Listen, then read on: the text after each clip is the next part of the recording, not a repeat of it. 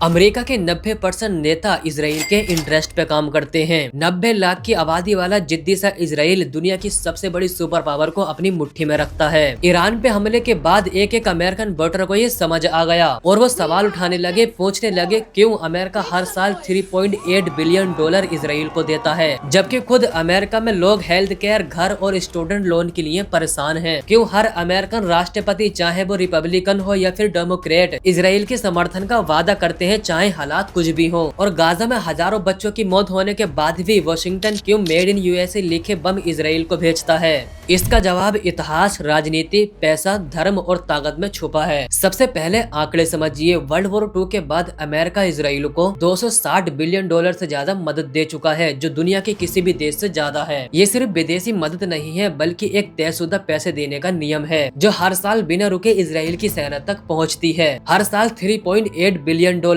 यानी रोज करीब 10 million dollar America Israel को देता है। लड़ाकू विमान, बम, टैंक, मिसाइल सिस्टम जैसे आयरन डोम पर क्यों 2016 में राष्ट्रपति ओबामा के समय 38 बिलियन डॉलर का 10 साल का बड़ा समझौता हुआ। ये तय कर दिया गया चाहे व्हाइट हाउस में कोई भी बैठे, पैसा जाता रहेगा। इस पैसे का बड़ा हिस्सा अमेरिका से बाहर भी नहीं जाता। कानून के मुताबिक इसका बड़ा हिस्सा अमेरिकी हथियार कंपनियों से खरीदने में ही खर्च होता है। वो कंपनीज हैं जैसे लॉकहीड मार्टिन, बोइंग, रॉयथेन। ये इसराइल को हथियार देती हैं, कंपनियों को मुनाफा मिलता है और बिल भरते हैं आम अमेरिकी टैक्स देने वाले। जबकि अमेरिका में 5 लाख से ज्यादा लोग बेघर हैं, करोड़ों लोग बिना हेल्थ केयर के हैं। इंफ्रास्ट्रक्चर सुधारने के लिए 2 ट्रिलियन डॉलर की जरूरत बताई जाती है। तो फिर क्यों देता है इसराइल को पैसे? तो इसके पीछे खेल है चंदे का। APEC, American Israel public affairs committee, इसे वाशिंगटन का सबसे ताकतवर विदेश नीति लॉबी कहा जाता है। 2022 के चुनाव में प्रो इसराइल ग्रुप ने 30 मिलियन डॉलर से ज्यादा चुनावी चंदा दिया। जो नेता इसराइल की मदद न करने के लिए बोलते हैं, सवाल उठाते हैं, उन्हें चुनाव में हराने के लिए एपेक अंधा पैसा लगाती है। पूर्व सांसद पॉल फाइंडले ने कहा था, इसराइल के खिलाफ वोट देना राजनीति की आत्महत्या है।